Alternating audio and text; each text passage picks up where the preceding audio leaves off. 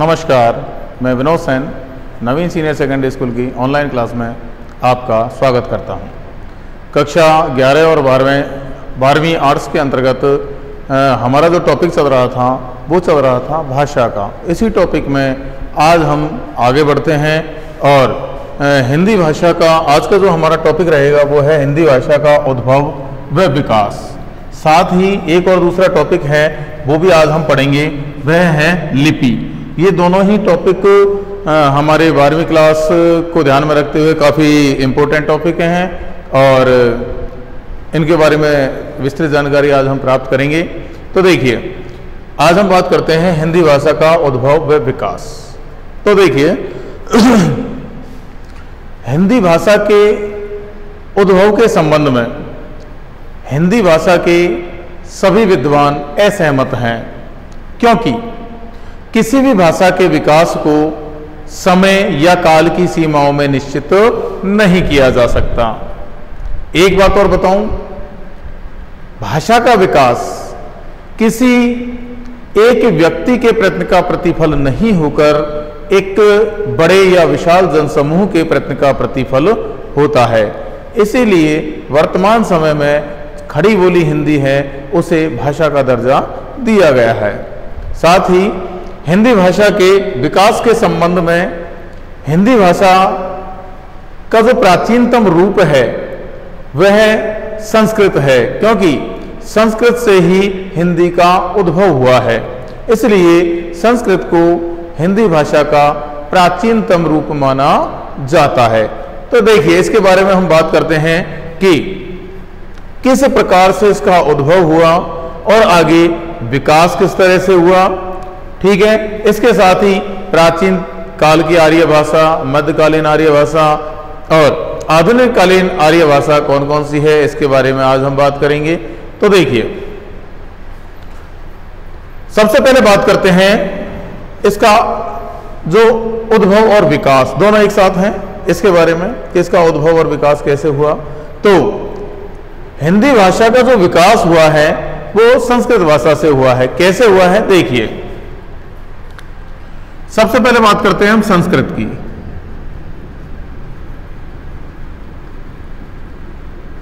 संस्कृत भाषा, इस संस्कृत भाषा का जो समय है वह 1500 ईसा पूर्व से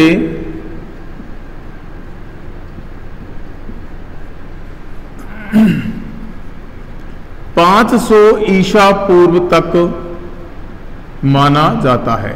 यानी 1500 ईसा पूर्व से लेकर और 500 ईसा पूर्व तक हिंदी भाषा, वो संस्कृत भाषा है, ये संस्कृत भाषा भाषा के रूप में स्थापित रही और आम बोलचाल की भाषा, साथ ही साहित्य सृजन की भाषा के रूप में ये प्रचलित रही।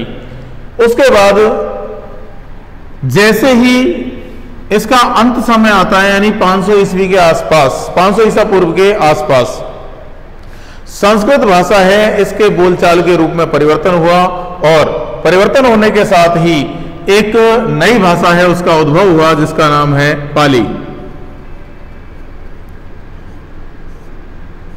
और इस पाली भाषा का जो समय है वो ठीक यहीं से प्रारंभ हुआ, यानी 500 ईसा पूर्व से प्रथम सदी या प्रथम ईस्वी, कुछ भी कह सकते हैं। यानी पाली भाषा का जो समय रहा है वह लगभग 500 वर्ष तक यह एक आम बोलचाल की भाषा या काव्य भाषा या साहित्यिक भाषा के रूप में स्थापित रही है। साथ ही एक बात और, बौद्ध धर्म के जितने भी ग्रंथ हैं वे सब पाली भाषा में लिखे गए हैं। बौद्ध धर्म के ग्रंथ किस भाषा में लिखे गए हैं? पाली भाषा में लिखे गए हैं। फिर उसके बाद जैसे प्रथम सदी का समय नजदीक आया तो पाली भाषा है इसके बोलचाल के रूप में परिवर्तन हुआ और एक नई भाषा है उसका उद्भव हुआ जिसका नाम है प्राकृत। इस प्राकृत भाषा का जो समय है वह प्रथम सदी से, यहीं से प्रारंभ हुआ। प्रथम सदी या प्रथम ईस्वी कह सकते हैं, प्रथम ईस्वी से और 500 ईस्वी तक इसका समय रहा। अब देखिए, यानी सबसे पहले संस्कृत काव्य भाषा आम बोलचाल की भाषा के रूप में प्रचलित रही लगभग 1000 ईस्वी तक। फिर उसके बाद पाली भाषा का समय आया, ये लगभग 500 वर्षों तक। और उसके बाद प्राकृत भाषा है, ये भी लगभग 500 वर्षों तक हिंदी आम बोलचाल की भाषा, काव्य भाषा या साहित्यिक भाषा के रूप में प्रचलन में रही। अब जिस प्रकार से अभी आपको मैंने बताया कि बौद्ध धर्म के जो ग्रंथ हैं ये सभी ग्रंथ पाली भाषा में लिखे गए हैं, ठीक इसी प्रकार से जैन धर्म के जो ग्रंथ हैं, जैन धर्म ग्रंथ ये प्राकृत भाषा में लिखे गए हैं। यानी बौद्ध धर्म के ग्रंथ पाली भाषा में और जैन धर्म के ग्रंथ प्राकृत भाषा में लिखे गए हैं। इसके बाद इसी दौरान प्राकृत भाषा जब प्रचलन में थी उसी दौरान कुछ क्षेत्रीय बोलियां हैं उनका जन्म हुआ। वे बोलियां कौन कौन सी हैं उनके बारे में थोड़ी चर्चा करते हैं। देखिए कौन कौन सी हैं। शौरसेनी ये क्षेत्रीय हैं। पैशाची, ब्राचड़, महाराष्ट्री,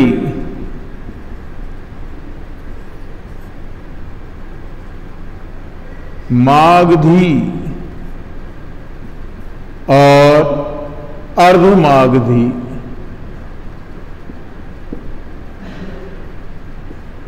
ठीक है, देखिए संस्कृत, संस्कृत के बाद पाली, पाली के बाद प्राकृत, और प्राकृत भाषा जब साहित्यिक भाषा के रूप में या आम बोलचाल की भाषा के रूप में प्रचलन में थी उसी दौरान कुछ क्षेत्रीय बोलियां हैं उनका प्रचलन हुआ या उनका जन्म हुआ। इन सब क्षेत्रीय बोलियों का जो संयुक्त रूप है, इनका जो सम्मिलित रूप है वह अपभ्रंश भाषा के रूप में जाना जाता है। शौरसेनी, पैशाची, ब्राचड़, महाराष्ट्री, मागधी और अर्धमागधी, इन सभी जो क्षेत्रीय बोलियां हैं इनका जो संयुक्त रूप है वह अपभ्रंश भाषा के नाम से जाना जाता है। अतः प्राकृत भाषा के बाद जो नई भाषा का उद्भव हुआ वह भाषा अपभ्रंश भाषा के नाम से जानी गई। कौन सी भाषा?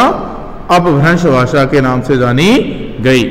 और इस अपभ्रंश भाषा का जो समय है आपको मैंने अभी बताया कि इसी दौरान ये इतने सारे क्षेत्रीय रूप हैं भाषा के, ये प्रचलन में आए और इन सब का जो संयुक्त रूप है वह अपभ्रंश भाषा के नाम से जाना गया।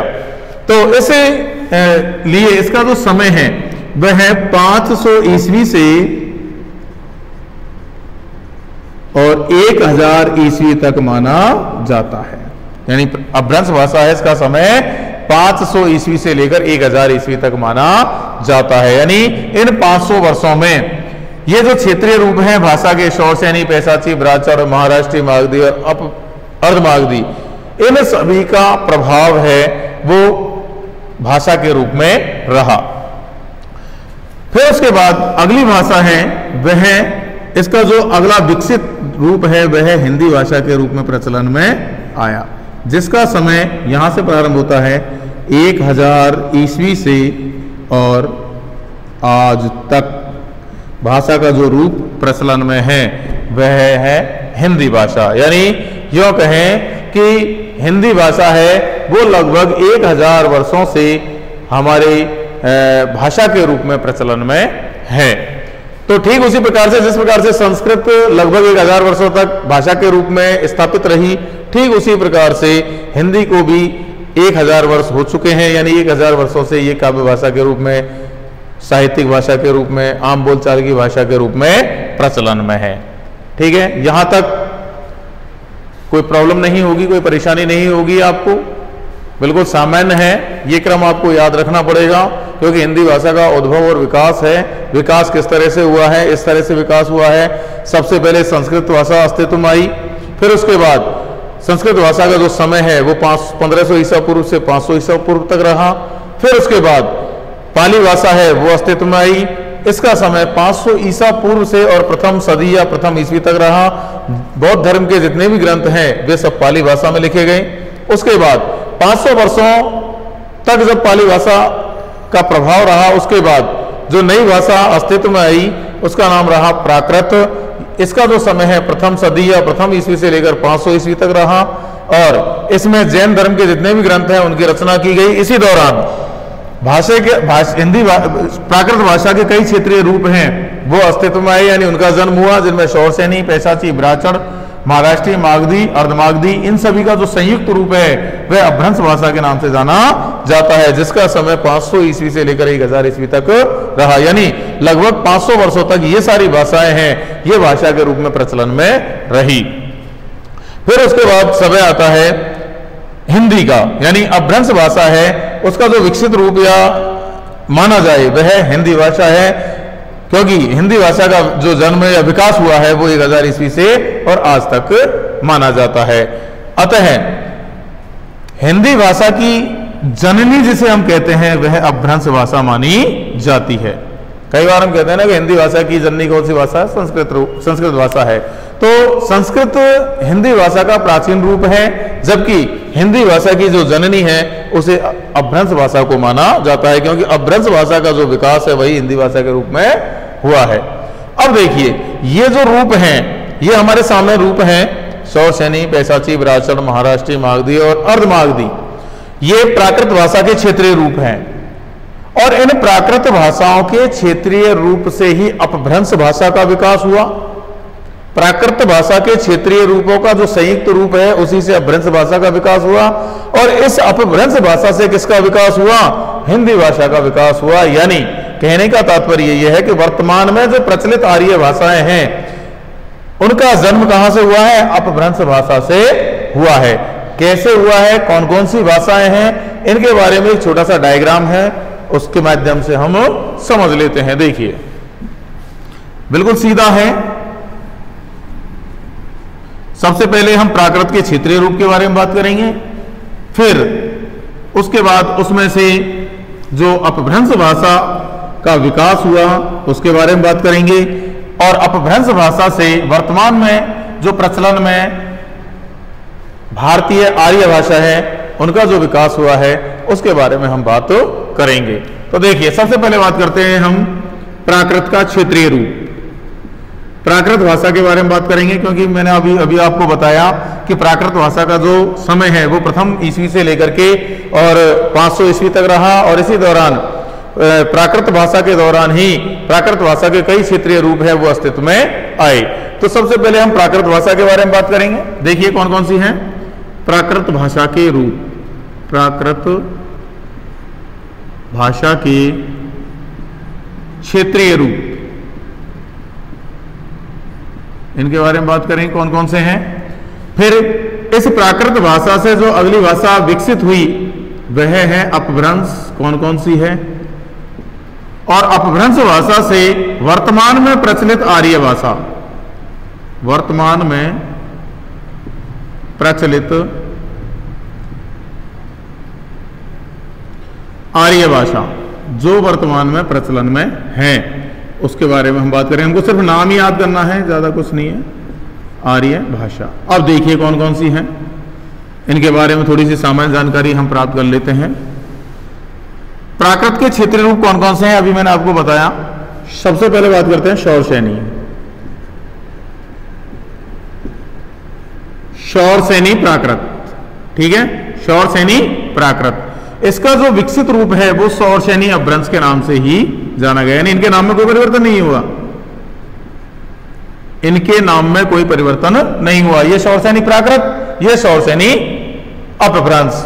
अब शौरसेनी अपभ्रंश है उससे वर्तमान में प्रचलित आर्य भाषा कौन सी है जो हमारे वर्तमान में काम में आ रही है, जो हमारी काव्य भाषा के रूप में, साहित्यिक भाषा के रूप में या आम बोलचाल की भाषा के रूप में प्रचलन में है। तो देखिए कौन कौन सी हैं। एक है राजस्थानी, गुजराती और सबसे महत्वपूर्ण है पश्चिमी हिंदी, जिसके बारे में पिछले वीडियो में हम समझ चुके हैं एक डायग्राम के माध्यम से। पश्चिमी हिंदी की बोलियां कौन कौन सी हैं आपको याद होनी चाहिए। कौन कौन सी बोलियां हैं? तो मैं आपको बता दूं कि पश्चिमी हिंदी की जो बोलियां हैं वे हैं खड़ी बोली, ब्रज, हरियाणवी, बुंदेली और कन्नौजी। ठीक है, तो शौरसेनी प्राकृत का जो विकसित रूप है, यानी प्राकृत भाषा है, उसका जो विकसित रूप है वो अपभ्रंश भाषा के रूप में जाना गया। तो शौरसेनी प्राकृत है वो शौरसेनी अपभ्रंश के रूप में विकसित हुई, और शौरसेनी अपभ्रंश से जो नई आधुनिक वर्तमान में जो प्रचलित आर्य भाषा है वो कौन कौन सी है? राजस्थानी, गुजराती और पश्चिमी हिंदी। फिर उसके बाद हम बात करते हैं पैशाची। ये पैशाची प्राकृत, इसका जो अपभ्रंश रूप आया है वह क्या आया है? पैशाची। इसके दो रूप और आए हैं, एक है ब्राचड़,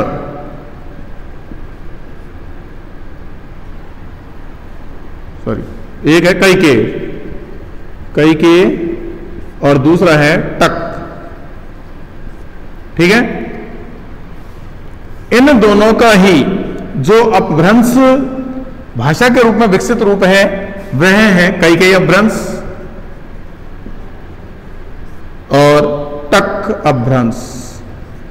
ठीक है, इन दोनों से ही प्रचलित जो आर्य भाषाएं हैं, यानी वर्तमान में प्रचलित जो आर्य भाषाएं वो कौन कौन सी हैं? एक है लहंदा भाषा, जो कहां बोली जाती है? पश्चिमी पंजाब, और इसकी लिपि कौन सी है? फारसी। यानी ये कौन सी लिपि में लिखी जाती है? लहंदा फारसी लिपि में लिखी जाती है। इसके बाद अगली जो है, यानी पैशाची भाषा के दो रूप अस्तित्व में आए, कैके और टक।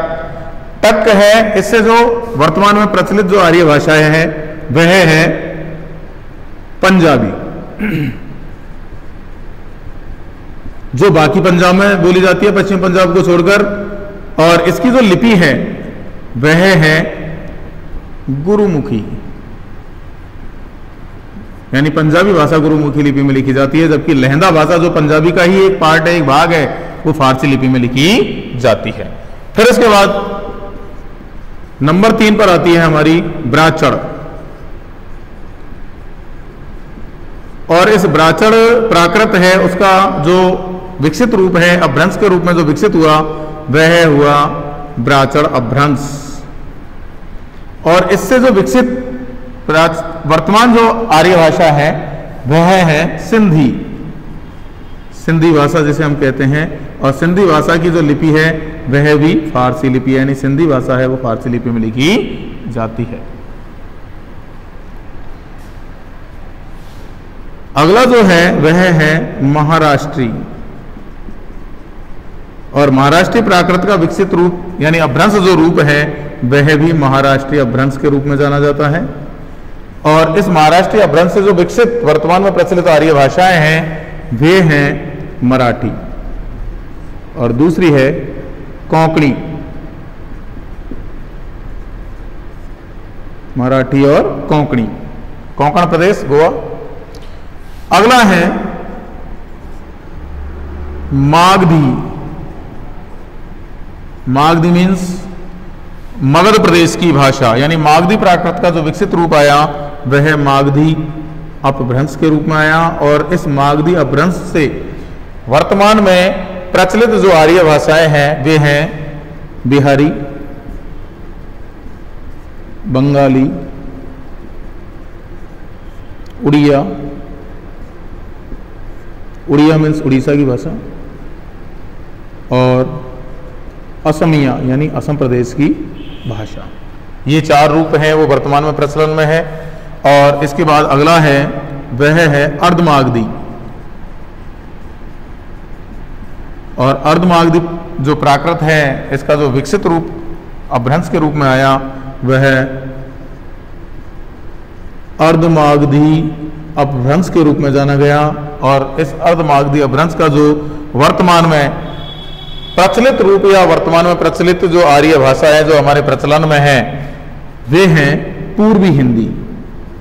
और पूर्वी हिंदी के अंतर्गत कौन कौन सी बोलियां आती हैं मैंने आपको बताया था पिछले वीडियो में एक डायग्राम के माध्यम से। इसके अंतर्गत 3 बोलियां आती हैं, अवधी,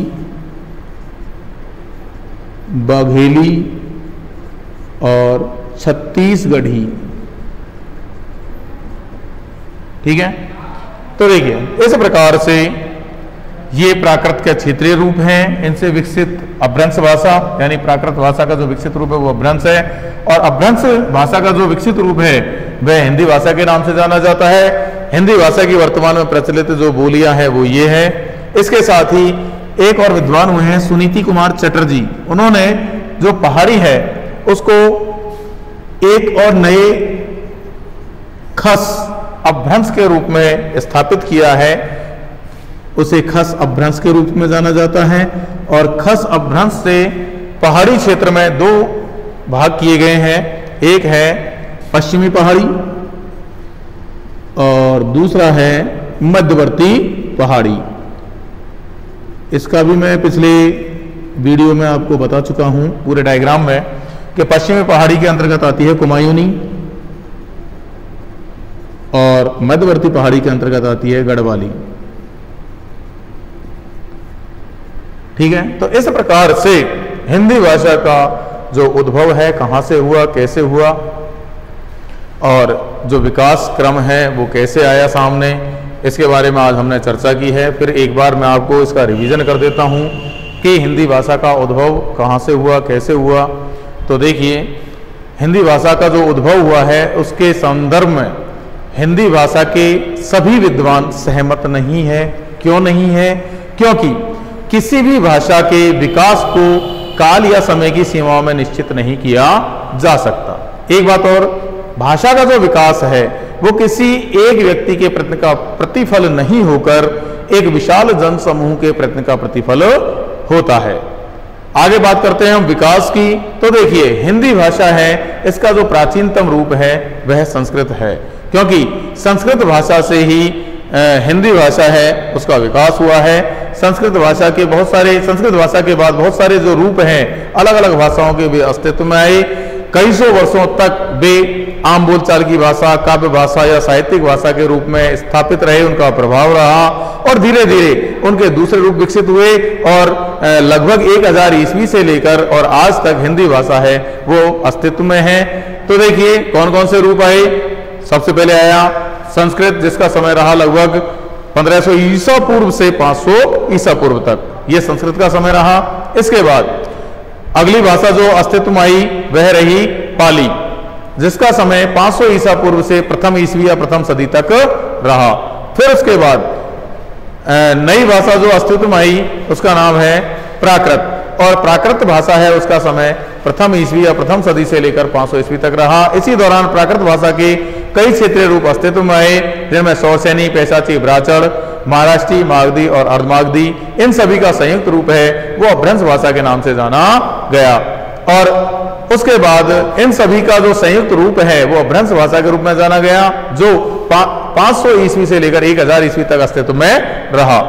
फिर उसके बाद 1000 ईस्वी से और वर्तमान समय तक हिंदी भाषा है वो प्रचलन में है, और हिंदी भाषा का जो रूप है यानी पश्चिमी हिंदी वो खड़ी बोली के रूप में आज प्रचलन में है, और ये भारत के 10 राज्यों में बोली जाती है, इसलिए इसको एक व्यवहारिक रूप में हमने राष्ट्रभाषा का दर्जा दिया हुआ है।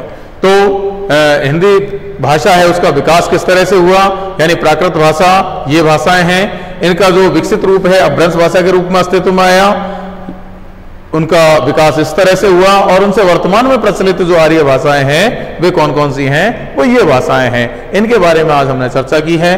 ठीक है, यहां तक मैं आपको मानता हूं कि आपको समझ में आ गया होगा।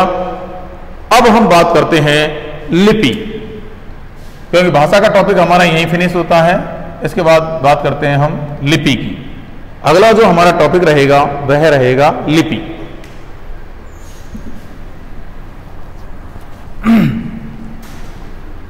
तो देखिए,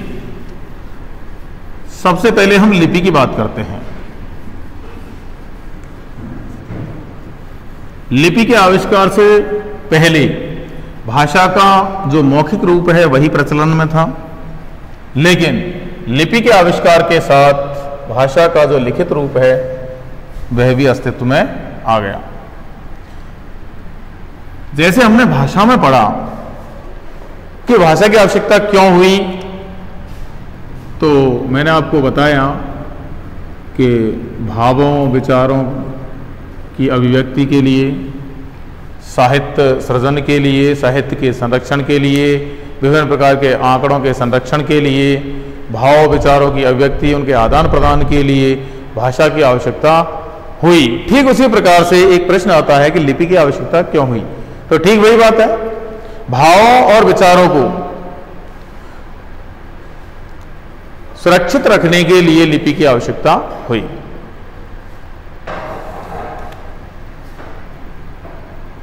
देखिए, अब बात आती है लिपि किसे कहते हैं। तो लिपि का जो सामान्य अर्थ है वह भाषा के लिखित रूप से है। यदि इसकी किसी परिभाषा की यदि हम बात करें तो इसकी एक सामान्य सी परिभाषा होगी, वह क्या होगी? भाषा का लिखित रूप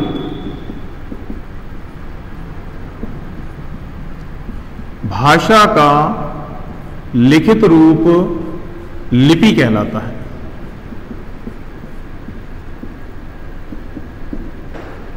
सामान्य परिभाषा है, भाषा का लिखित रूप लिपि कहलाता है।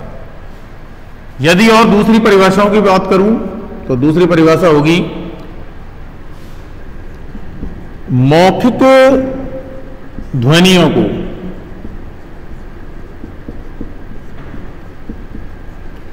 चित्रों, रेखा चित्रों अथवा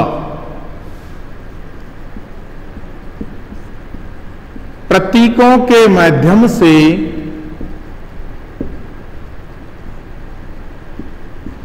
अंकित करने की व्यवस्था।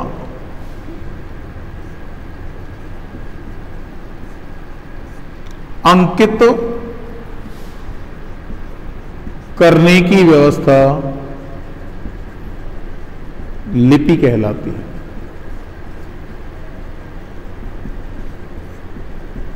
ठीक है, देखो लिपि का जो सामान्य अर्थ होता है वो मैंने अभी आपको बताया कि लिपि का जो सामान्य अर्थ है वह लेखन के व्यवस्थित रूप से है।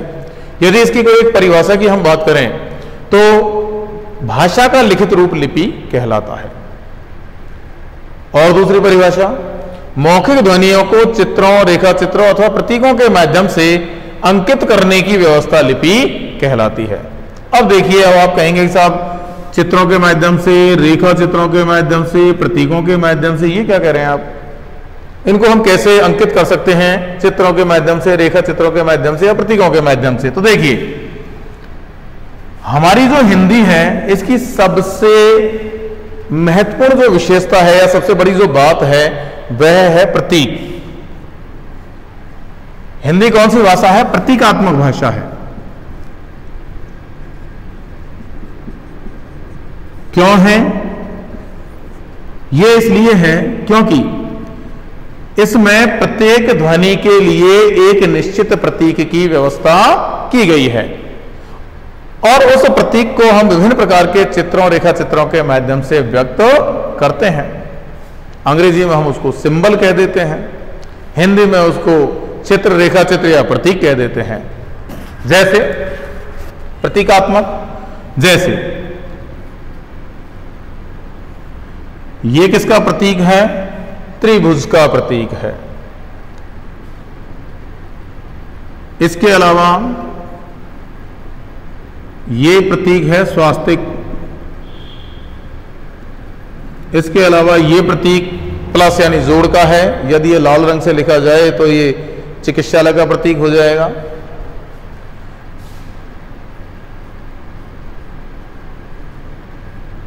ये मंदिर का प्रतीक हो जाएगा। इस तरह से बहुत सारे प्रतीक होते हैं। ठीक है, तो मौखिक ध्वनियों को चित्रों, रेखा चित्रों अथवा प्रतीकों के माध्यम से अंकित करने की, अंकित मीन्स लिखने की जो व्यवस्था है वह लिपि कहलाती है। अब चित्र, रेखा चित्र, प्रतीक क्या होते हैं? तो मैंने अभी आपको बताया कि हमारी हिंदी की सबसे बड़ी विशेषता है कि हिंदी एक ऐसी भाषा है, प्रतीकात्मक भाषा है। इसमें प्रत्येक ध्वनि के लिए प्रतीक निश्चित है। यानी बात करें, अभी आप कहेंगे साहब कै लिखो, तो ये लिख दिया कै को ऐसे लिखा जाता है, इसका प्रतीक यही है, इसको किसी दूसरे तरीके से नहीं लिखा जाता है। और भी आप कुछ भी कह सकते हैं, आप लिखें साहब, आप कहें कि साहब लिखो है हल वाला, तो ये लिख दिया, इसका प्रतीक ये है। तो इस प्रकार के प्रतीकों के माध्यम से अंकित करने की जो व्यवस्था है वो लिपि कहलाती है। अब प्रत्येक भाषा, यानी बहुत सारी भाषाएं हैं, इन भाषाओं के बारे में हम पिछले वीडियो में चर्चा कर चुके हैं कि पूरे संसार में लगभग 3000 से ज्यादा भाषाएं बोली जाती हैं, और भारत में भी कितनी भाषाएं बोली जाती है इसके बारे में भी हम चर्चा कर चुके थे पिछले वीडियो में कि 2011 की जनगणना के अनुसार भारत में जो मोटे तौर पर बोले जाने वाले भाषाओं की संख्या है वो लगभग 121 या 122 है, और मान्यता प्राप्त यानी संविधान की 8वीं सूची में जो मान्यता प्राप्त भाषाएं हैं उनकी संख्या 22 है। तो सभी और संसार की जो दूसरी भाषाएं हैं सबके अलग अलग प्रतीक हैं। तो जैसे आप बात करें चीन की या जापान की, तो वहां की जो लिपि है वो बिल्कुल अलग है। यदि हम हमारे दक्षिण भारत की तमिल, तेलुगु, कन्नड़, मलयालम आदि भाषाओं की बात करें तो उनकी लिपि बिल्कुल भिन्न है लिखने की, यानी उनको लिखने का तरीका ही बिल्कुल अलग है, हम उसको समझ नहीं पाते हैं। तो हम बात कर रहे हैं हिंदी भाषा की, और हिंदी भाषा के जो लिखने की जो लिपि है उसके बारे में हम चर्चा कर रहे हैं। तो भाषा का लिखित रूप लिपि कहलाता है। मौखिक ध्वनियों को, या दूसरी परिभाषा की बात करें तो मौखिक ध्वनियों को चित्रों, रेखा चित्रों अथवा प्रतीकों के माध्यम से अंकित करने की व्यवस्था लिपि कहलाती है।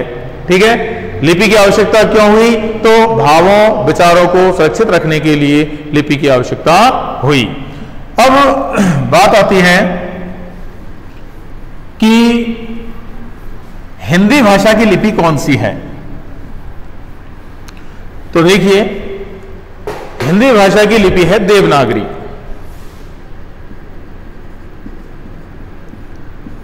हिंदी भाषा देवनागरी लिपि में लिखी जाती है।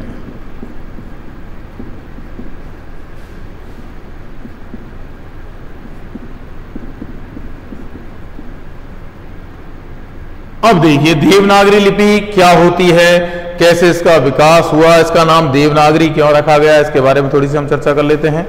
तो देखिए हिंदी का जो प्राचीन रूप है उसके बारे में अभी हमने थोड़ी देर पहले ही चर्चा की थी कि हिंदी का जो प्राचीन रूप है वह कौन सा है? संस्कृत, क्योंकि संस्कृत है उसका ही विकसित रूप हिंदी है। और संस्कृत जो भाषा है वह किसकी भाषा मानी जाती है? देवताओं की भाषा मानी जाती है। तो देवताओं की भाषा मानी जाती है, तो देवताओं की लिपि कौन सी हुई? देवलिपि। और उसी लिपि का जो विकसित रूप है वो देवनागरी की लिपि के नाम से जाना जाता है। देव यानी देवताओं की, और नागर, नागर का मतलब होता है नगर के रहने वाले लोग या आम आदमी, यानी ऐसी लिपि जो देवताओं की लिपि है उसका प्रयोग जब आम आदमियों के द्वारा किया गया तो वह देवनागरी लिपि के रूप में जाना गया, इसीलिए इसका नाम देवनागरी लिपि है। अब देखिए, अब बात आती है, आपको प्रश्न आ जाए कि देवनागरी लिपि का विकास भारत की किस प्राचीन लिपि से हुआ है। तो देखिए देवनागरी लिपि का जो विकास भारत की जो एक सबसे बहुत महत्वपूर्ण लिपि है उससे हुआ है। लेकिन उससे पहले एक और प्रश्न आपके बनता है, उस प्रश्न के बारे में हम चर्चा कर लेते हैं कि भारत की जो प्राचीनतम लिपियां हैं वो कौन कौन सी हैं। यदि आपको प्रश्न आ जाए बोर्ड के एग्जाम में कि भारत की प्राचीनतम लिपियां कौन कौन सी है, उनके नाम लिखिए, तो वहीं से हम आगे चर्चा करेंगे देवनागरी लिपि पर। तो भारत की जो प्राचीन लिपियां हैं उनके नाम के बारे में हम थोड़ा सा चर्चा कर लेते हैं। तो देखिए भारत की जो प्राचीन लिपियां हैं, बहुत सारी लिपियां हैं,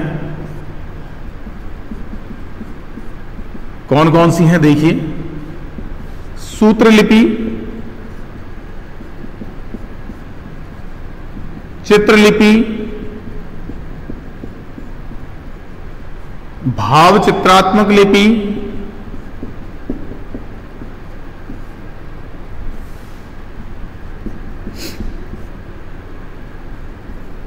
फारसी लिपि,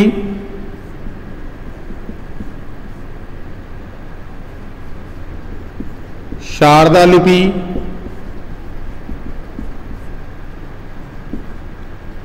कीलाक्षरा लिपि,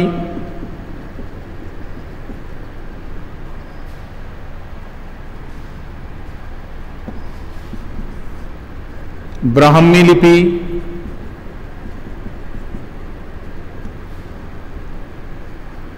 खरोष्ठी लिपि और कई लिपियां, ये लिपियां भारत की प्राचीनतम लिपियां मानी जाती हैं। इन सभी लिपियों में सबसे महत्वपूर्ण लिपि है वो दो लिपियां हैं, एक है ब्राह्मी और दूसरी है खरोष्ठी। अब सबसे पहले हम खरोष्ठी के बारे में बात कर लेते हैं। खरोष्ठी लिपि क्या है, कैसी है, क्या इसे पढ़ा जा सका है? तो देखिए, खरोष्ठी लिपि को अभी तक नहीं पढ़ा जा सका है। खरोष्ठी ये जो है ये दाएं से बाएं तरफ लिखी जाती थी, जैसे उर्दू लिखी जाती है। इसे आज तक पढ़ने में सफलता प्राप्त नहीं हुई है, इसलिए इस लिपि के बारे में अब चर्चा करना ही बेकार है। बात करते हैं हम ब्राह्मी लिपि के बारे में, ठीक है? क्योंकि अभी बात हो रही थी कि हिंदी भाषा है वो देवनागरी लिपि में लिखी जाती है। फिर उसके बाद मैंने आपसे कहा था कि देवनागरी लिपि है वो किस लिपि में, देवनागरी लिपि का विकास किस लिपि से, भारत की किस प्राचीन लिपि से हुआ है? तो देवनागरी लिपि का जो विकास हुआ है, भारत की जो प्राचीन लिपि थी ब्राह्मी लिपि, उस ब्राह्मी लिपि से देवनागरी लिपि का विकास हुआ है। अब कैसे हुआ है देखिए, इसके बारे में हम थोड़ी सी एक डायग्राम के माध्यम से यही चर्चा कर लेते हैं। ब्राह्मी लिपि के दो रूप हैं वो अस्तित्व में आए, एक था उत्तरी शाखा और दूसरा है दक्षिणी शाखा। पहले दक्षिणी शाखा के बारे में बात कर लेते हैं। दक्षिणी शाखा है, इसके अंतर्गत 4 प्रकार की जो भाषाएं हैं वो प्रचलन में हैं, तमिल, तेलुगु, कन्नड़ और मलयालम, यानी ये जो द्रविड़ भाषा है उसकी बोलियां हैं। और उसके बाद जो उत्तरी शाखा है, ये काफी हमारे लिए महत्वपूर्ण है। ब्राह्मी लिपि की जो उत्तरी शाखा है ये हमारे लिए सबसे महत्वपूर्ण है, क्योंकि इसी से एक नई जो लिपि है उसका विकास हुआ जिसका नाम था गुप्त लिपि। और गुप्त लिपि के बाद एक नई जो लिपि वो विकसित हुई वह रही कुटिल लिपि या कीलाक्षरा लिपि। फिर उसके बाद उसका एक अगला विकसित रूप आया, वह नागरी लिपि के रूप में आया। और नागरी लिपि से जो नई लिपि है जिसका विकास हुआ वह देवनागरी के नाम से जानी जाती है। नागरी लिपि है ये हमारे गुजरात प्रदेश है उसकी लिपि मानी जाती है, और उसी लिपि है उसका जो विकसित रूप है वो देवनागरी के नाम से जाना जाता है। ठीक है, तो यहां तक मैं मानता हूं आपको समझ में आ गया होगा। फिर इसके बाद हम आगे बात करते हैं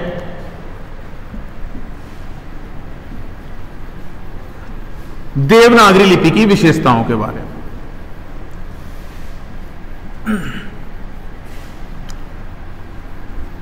देवनागरी लिपि की विशेषताएं, ये प्रश्न काफी महत्वपूर्ण है।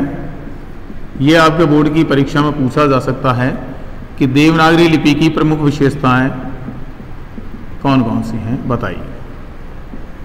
तो देखिए, कुछ विशेषताएं हैं उनके बारे में हम चर्चा कर लेते हैं। देवनागरी लिपि की प्रमुख विशेषताएं कौन कौन सी हैं? तो देवनागरी लिपि की सबसे बड़ी विशेषता यह है कि यह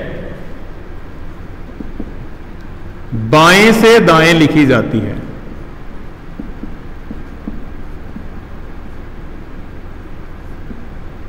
ठीक है, हम रोजाना लिखते हैं हिंदी। हिंदी किस लिपि में लिखी जाती है? देवनागरी लिपि में लिखी जाती है। तो हम किधर से लिखते हैं? यहां से, यानी कॉपी में, बोर्ड में या रजिस्टर में, कहीं पर भी हम लिखते हैं तो हम बाईं तरफ से स्टार्ट करते हैं और दाईं तरफ को ले जाते हैं। ठीक है, जबकि जो फारसी लिपि है वो दाएं से बाईं तरफ लिखी जाती है। दूसरा, जो देवनागरी लिपि यानी हिंदी भाषा है, ये संपूर्ण लिपि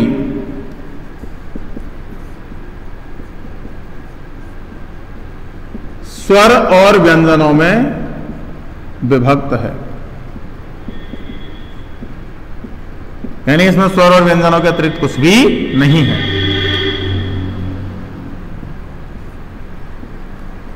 ठीक है, अगला, देवनागरी लिपि के जो वर्ण होते हैं और शब्द होते हैं इनके ऊपर शिरोरेखा पाई जाती है।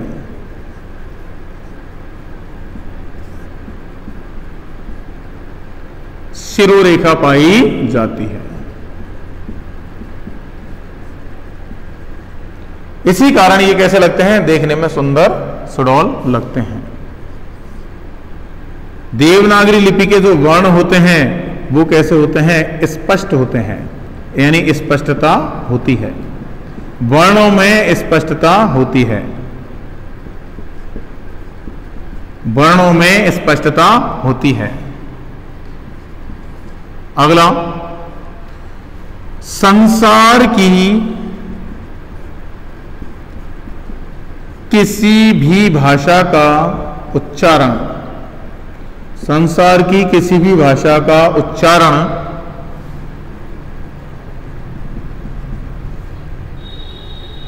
आसानी से किया जा सकता है, आसानी से किया जा सकता है। और देख लो, इसमें जो मात्राओं की व्यवस्था है वह स्वर और व्यंजनों के संयोग से होती है। मात्राओं की जो व्यवस्था है वो स्वर और व्यंजनों के संयोग से होती है।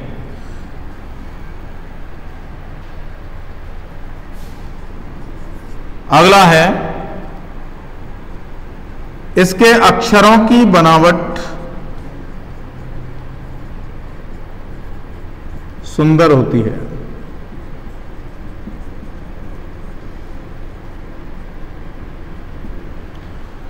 अगला है, इसमें कोई भी ध्वनि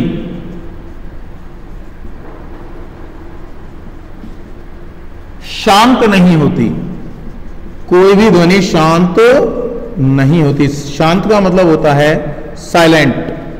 जैसा दूसरी लिपि है, जैसे रोमन लिपि की यदि मैं बात करूं तो रोमन लिपि में बहुत सारी ध्वनियां साइलेंट होती है, शांत होती है, जिन्हें लिखा तो जाता है, मीनिंग लिखते हैं तब, लेकिन उनका उच्चारण नहीं किया जाता। जबकि हिंदी में इस तरह की कोई ध्वनि नहीं है कि उसका उच्चारण नहीं हो, यहां पर सभी ध्वनियों का उच्चारण होता है। अंग्रेजी की यदि मैं बात करूं तो अंग्रेजी में हम लिखते हैं साइकोलॉजी, PSYCHOLOGY, लिखते तो हम ये हैं लेकिन उच्चारण करते हैं साइकोलॉजी। नॉलेज, KNOWLEDGE, लिखते तो ये हैं लेकिन उच्चारण करते हैं नॉलेज।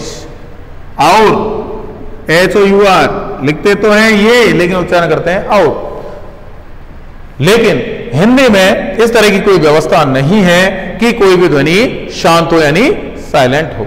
अगला, यह लिपि यानी इसकी सबसे बड़ी विशेषता यह है कि यह उच्चारण के अनुरूप लिखी जाती है। उच्चारण के अनुरूप, उच्चारण के अनुरूप का मतलब होता है इसमें जैसा बोला जाता है वैसा ही लिखा जाता है। यह इसकी सबसे बड़ी विशेषता है।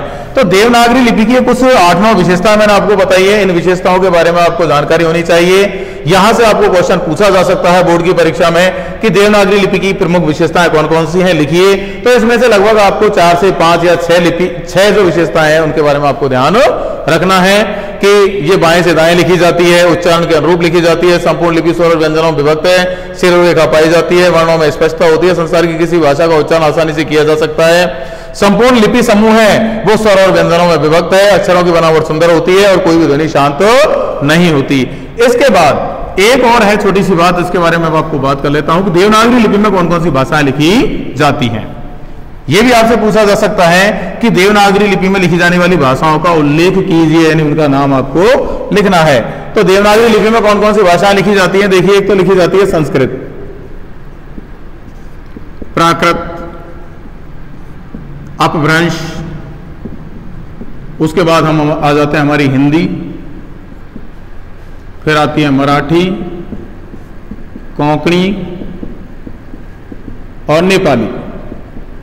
ये 7 भाषाएं हैं, 1, 2, 3, 4, 5, 6 और 7। ये 7 भाषाएं हैं जो देवनागरी लिपि में लिखी जाती है। यदि आपसे पूछ लिया जाए कि देवनागरी लिपि में लिखी जाने वाली भाषाओं का उल्लेख कीजिए या देवनागरी लिपि में कौन कौन सी भाषाएं लिखी जाती हैं उनके नाम लिखिए, तो देवनागरी लिपि में लिखी जाने वाली ये 7 भाषाएं हैं। सबसे पहले संस्कृत, प्राकृत, अपभ्रंश, फिर उसके बाद हमारी हिंदी, मराठी, कोंकणी और नेपाली। तो ठीक है, आज का जो हमारा टॉपिक था हिंदी भाषा का उद्भव और विकास, और साथ में दूसरा टॉपिक था लिपि, ये दोनों टॉपिक हैं वो आज यहीं पर फिनिश होते हैं। जहां तक मैं मानता हूं आपको ठीक प्रकार से समझ में आया होगा। मिलते हैं नेक्स्ट वीडियो में, तब तक के लिए धन्यवाद।